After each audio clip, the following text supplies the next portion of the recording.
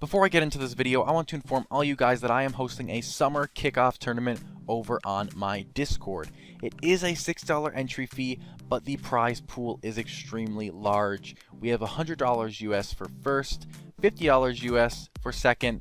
Top 4 will receive $20 US as well as free entry into any future tournament of their choice.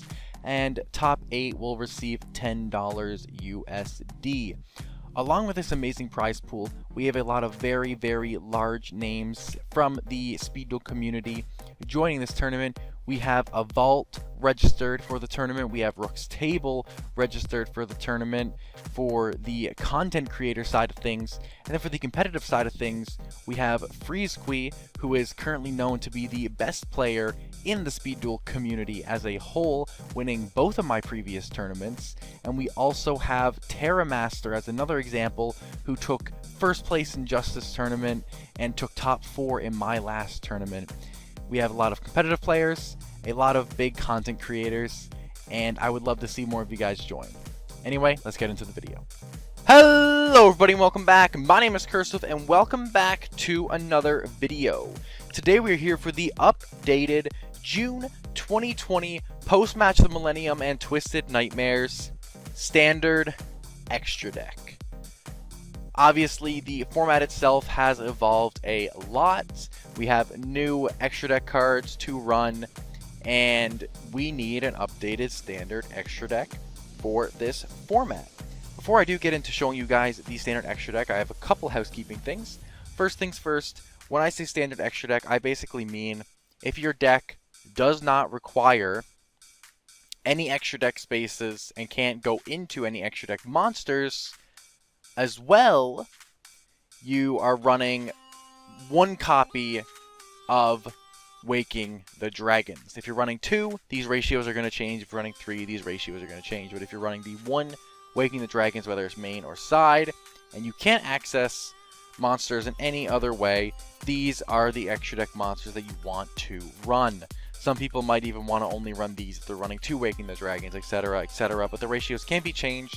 But with 1 Waking, this is the standard extra deck. The second thing I want to tell you guys is that this video is basically completely inspired by a great person in the community and a great guy on my Discord, Lucas Gaylord.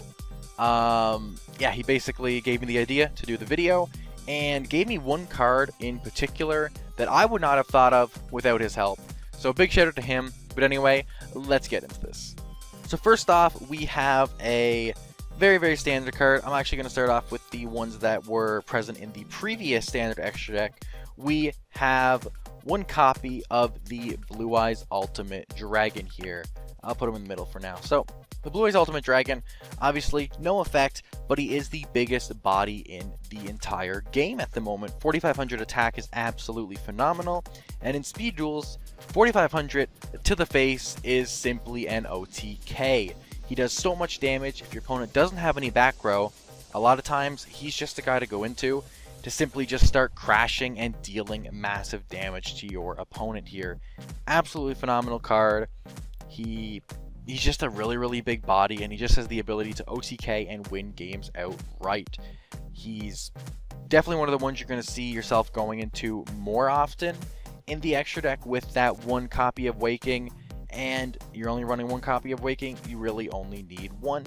So we have one copy of the Blue Eyes Ultimate Dragon. So next up, we have our boy, my favorite card in the extra deck, not including one of my homies. But yeah, we have the Arcana Knight Joker. Obviously, Arcana Knight Joker is another huge body. It is not an OTK in itself, but he is bigger than Perfectly Ultimate Great Moth, which is extremely, extremely relevant. He has an amazing effect in the fact that he can stop targeting effects, so he can stop things like that of Parasite Paranoid. Although it will stay into hand, he still can't stop it for that turn. He can stop things like Offerings to the Doomed or Tribute to the Doomed, and overall is a extremely, extremely powerful card. He only stops effects that target him, but he can basically keep himself on the field fairly commandingly as a whole, and is an amazing card. You definitely need to run him in the extra deck for sure. He's probably overall better than Blue Eyes Ultimate Dragon in most circumstances, unless you have the ability to go in for that OTK. Absolutely phenomenal card, and definitely required in the standard extra deck.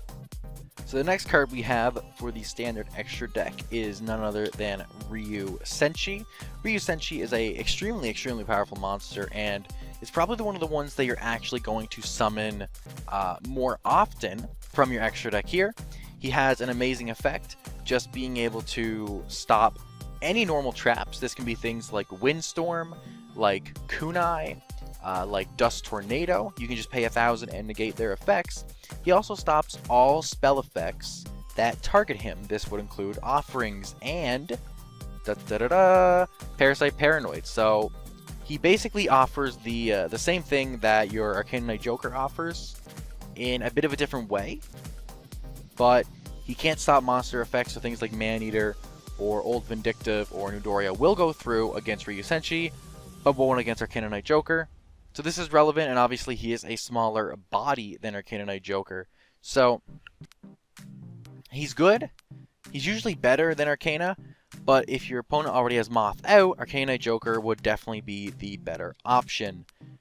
Or even Blue Eyes Ultimate Dragon at that point, except Blue Eyes Ultimate doesn't have any protection for himself. So a little bit more, what's the word? A little more of a specific circumstance. But Ryu Senshi, overall, fantastic card. Being able to negate effects is overall amazing. You really can't go wrong with it. And he is amazing to see in the Moth matchup. Definitely a must-have at 1 here in this extra deck. Next off, we have the final card to see from the previous standard extra deck, that being Alligator Sword Dragon. Obviously, he is probably the most niche out of all the ones that we've seen so far. Basically, just having the ability to attack directly if the only face-up monsters that your opponent controls are Earth, Water, or Fire attribute. In certain circumstances, he can literally just offer you that last little bit of damage to just kill your opponent. He does have very good circumstances to use him, but he is so niche and he's not going to come up that often in comparison to the other monsters, but still good to run as that one of, just in case a circumstance does arise for yourself. Next off, we have one of the not only new cards to the standard extra deck, but just new cards to the format as a whole. Like I said, Arcana was my favorite, besides my boy, Thousand Eyes Restrict. Thousand Eyes Restrict is a fantastic card. If your opponent is getting low on resources in the deck, Thousand Eyes Restrict is an amazing card to go into to just sit there and stall your opponent. If you're able to Lava Golem your opponent, Thousand Eyes Restrict is an awesome card to go into. He just says, hey, you can't attack or change your battle position, and I'm just going to sit here unless you have an out in something like Offerings or Tribute. Absolutely an amazing card. Definitely required. I love this card so much, and I'm so glad to see it in the game entirely. It's amazing. Yeah, pretty self-explanatory, honestly. Going to come up a lot more often than something like Alligator Sword Dragon or Blue Eyes Ultimate Dragon, for example. I'd say him, Arcana Knight Joker, and Ryu Senshi are the ones you're going to want to summon the most. So I've made a bit of room on the mat because this last slot has a couple options, I guess you'd say, and needs a little bit more explaining than the previous ones did. I think most people are going to run this in their extra deck at this point, no matter what.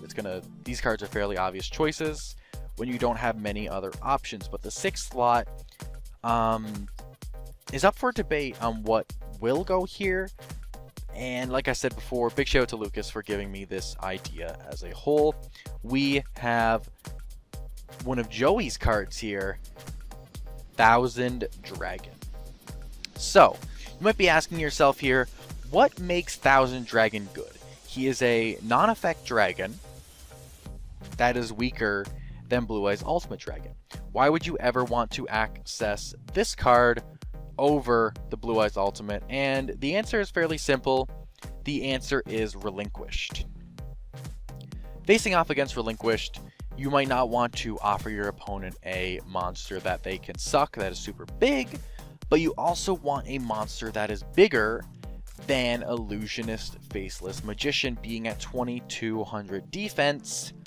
And the answer to this problem is simply Thousand Dragon. 2400 attack, which makes it 200 bigger than the Illusionist, and it is not a simple OTK game finisher that it would be if you use Blue Eyes Ultimate Dragon if they suck it up with Relinquished.